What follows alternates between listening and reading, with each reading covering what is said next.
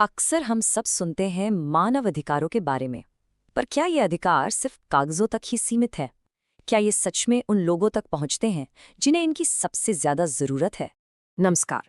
आज के इस एक्सप्लेनर में हम इस बड़े सवाल का जवाब ढूंढने निकले हैं। हम मानव अधिकारों को एक ऐसी ढाल के रूप में देखेंगे जो समाज के सबसे कमजोर, सबसे वल्नरेबल वर्गों की रक्षा करती है। तो चलिए देखते हैं हम आज किन किन विषयों पर बात करने वाले हैं। हम फोकस करेंगे महिलाओं के अधिकारों पर, बच्चों के अधिकारों पर, शरणार्थियों के अधिकारों पर और आखिर में स्टेटलेस पर्सन्स यानी जिनके पास कोई नागरिकता नहीं और आईडीपीज यानी जो अपने ही देश में विस्थापित हो गए हैं। हर समूह की अपनी अलग अलग चुनौतियां हैं, अपनी अलग कहानी है। तो आइए शुरुआत करते हैं महिलाओं के अधिकारों से। देखिए, इतिहास गवाह है कि पितृसत्ता या पैट्रियार्की ने महिलाओं को हमेशा दूसरे दर्जे पर रखा। उन्हें ना सिर्फ संपत्ति और वोट जैसे अधिकार से वंचित रखा गया, बल्कि शिक्षा और बराबर वेतन जैसे बुनियादी आर्थिक अधिकार भी छीन लिए गए। लेकिन फिर 20वीं सदी में एक बदलाव आया। फेमिनिस्ट आंदोलनों ने इस अन्याय के खिलाफ एक ऐसी आवाज उठाई जो पूरी दुनिया में गूंज उठी। अब जरा इस स्लाइड पर गौर कीजिए। ये कितनी कमाल की बात है कि कैसे इंटरनेशनल फ्रेमवर्क और हमारा भारतीय संविधान एक दूसरे की परछाई हैं। जहां यूडीएचआर और सीडो जैसे इंटरनेशनल कन्वेंशंस भेदभाव के खिलाफ आवाज उठाते हैं, ठीक वहीं हमारा संविधान आर्टिकल 14 और 15 के जरिए कानून के सामने बराबरी और लिंग के आधार पर भेदभाव न करने की पूर्ण गारंटी देता है। संविधान तो नींव है, लेकिन उस पर इमारत बनाई है इन खास कानूनों ने। डोमेस्टिक वायलेंस एक्ट घर के अंदर सुरक्षा देता है, पॉश एक्ट वर्कप्लेस को सेफ बनाता है, दहेज जैसी कुप्रथा को रोकने के लिए डाउरी प्रोहिबिशन एक्ट है, बाल विवाह पर रोक है और एमटीपी एक्ट महिलाओं को अपने शरीर पर अधिकार देता है। ये सब मिलकर एक मजबूत सुरक्षा कवच बनाते हैं। और इस सुरक्षा कवच में एक बहुत बड़ा योगदान था विशाखा केस का। ये एक मील का पत्थर साबित हुआ। जब तक पॉश एक्ट अस्तित्व में नहीं था, तब सुप्रीम कोर्ट ने आगे बढ़कर इसी केस में वर्क प्लेस पर सेक्सुअल हरासमेंट से निपटने के लिए जरूरी गाइडलाइंस जारी किए, जिसे हम आज विशाखा गाइडलाइंस के नाम से जानते हैं। न्यायपालिका की ये सक्रिय भूमिका आगे भी जारी रही। जोसेफ शाइन केस ने अडल्टरी को डिक्रिमिनलाइज करके महिलाओं की ऑटोनॉमी को बढ़ाया। शायरा बानो केस ने 3 तलाक की गैर इंसानी प्रथा को असंवैधानिक करार दिया। और सबरीमाला केस ने धार्मिक स्थलों पर महिलाओं के बराबर प्रवेश के अधिकार पर मोहर लगाई। इन तीनों ही फैसलों में सुप्रीम कोर्ट ने परंपरा से ऊपर समानता और सम्मान को रखा। इतनी सारी कानूनी जीतों के बावजूद जमीनी हकीकत आज भी एक चुनौती है, क्योंकि बदलाव सिर्फ कानून से नहीं, सोच से आता है। लिंग आधारित हिंसा, काम की जगह पर वेतन का भेदभाव और अच्छी शिक्षा और स्वास्थ्य से दूरी, ये वो कठिनाइयां हैं जिनका सामना आज भी देश की करोड़ों महिलाएं हर रोज कर रही हैं। चलिए अब हम आगे बढ़ते हैं और बात करते हैं उनकी, जो हमारे समाज की नींव है, हमारा भविष्य है, बच्चों के अधिकारों की। सबसे पहले तो यही सवाल उठता है कि बच्चा है कौन? यूनाइटेड नेशंस के मुताबिक 18 साल से कम उम्र का हर इंसान एक बच्चा है। लेकिन भारत में अलग अलग कानूनों में ये उम्र सीमा अलग अलग है और ये फर्क बहुत महत्वपूर्ण है, क्योंकि इसी से तय होता है कि एक बच्चे को चाइल्ड लेबर एक्ट के तहत सुरक्षा मिलेगी या जुवेनाइल जस्टिस एक्ट के तहत। यहाँ भी आप देखेंगे कि इंटरनेशनल और भारतीय कानून एक ही सुर में बात करते हैं। यूएनसीआरसी का जो सबसे अहम सिद्धांत है, best interest of the child, यानी हर फैसले में बच्चे का हित सर्वोपरि हो, वही भावना हमारे संविधान के आर्टिकल 15(3) में झलकती है।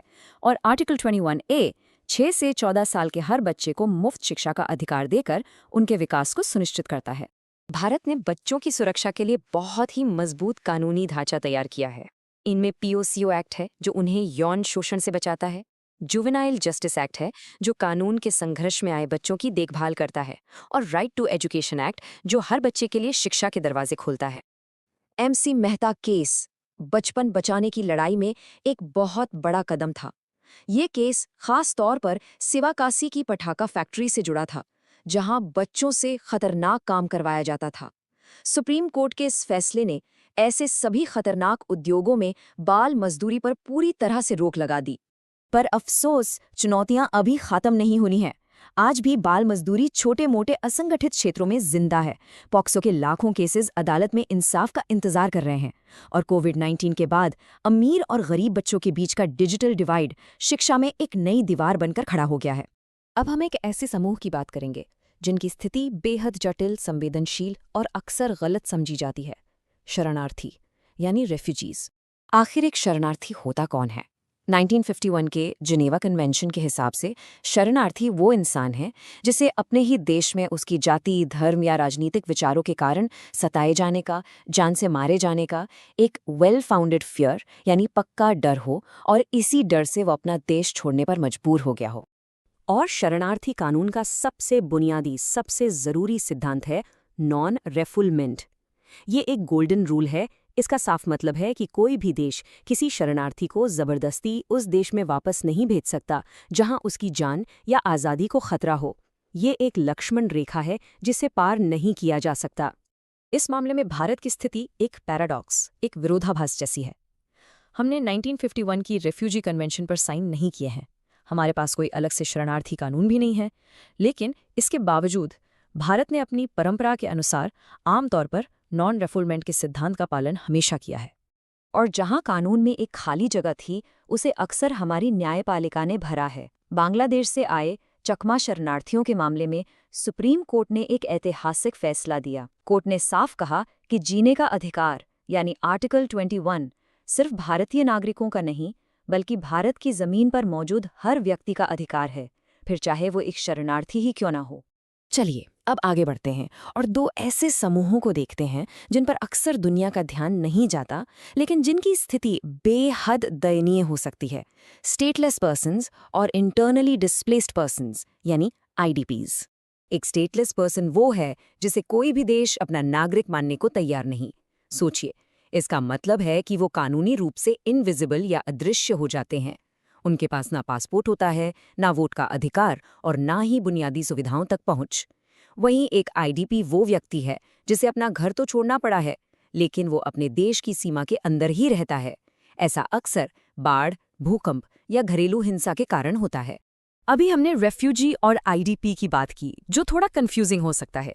तो चलिए अब एक खास हिस्सा, खास करके हमारे स्टूडेंट व्यूअर्स के लिए, आइए इन दोनों के बीच के फर्क को बिल्कुल आसान शब्दों में समझते हैं। तो रेफ्यूजी और आईडीपी में सबसे बड़ा फर्क क्या है? बहुत ही सिंपल है, बस एक चीज याद रखिए, इंटरनेशनल बॉर्डर। एक रेफ्यूजी डर से अपने देश की इंटरनेशनल सीमा यानी बॉर्डर को पार कर जाता है, जबकि एक आईडीपी अपना घर छोड़ता है पर रहता अपने ही देश की सीमा के अंदर है। बस एक बॉर्डर क्रॉस करता है, दूसरा नहीं। इतना सा ही फर्क है। तो चलिए इस पूरे एक्सप्लेनर का एक क्विक रिवीजन करते हैं और फिर मैं आपके सामने एक आखिरी लेकिन बेहद जरूरी सवाल रखूंगा। तो 30 सेकंड में इस कोर्स शील्ड को रिवाइज करते हैं।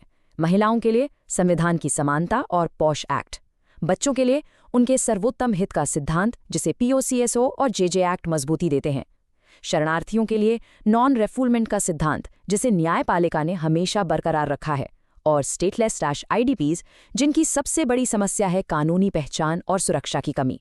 कानून तो किताबों में लिख दिए गए हैं, लेकिन उन्हें समाज के दिल में, हमारी सोच में, हमारे व्यवहार में उतारने के लिए क्या करना होगा, इस पर सोचना बहुत जरूरी है। ऐसे ही इन्फॉर्मेटिव वीडियोस देखने के लिए एलएलबी स्टूडेंट अड्डा को फॉलो और सब्सक्राइब करें। अगर आप किसी नए विषय पर वीडियो चाहते हैं तो नीचे कमेंट में जरूर बताएं।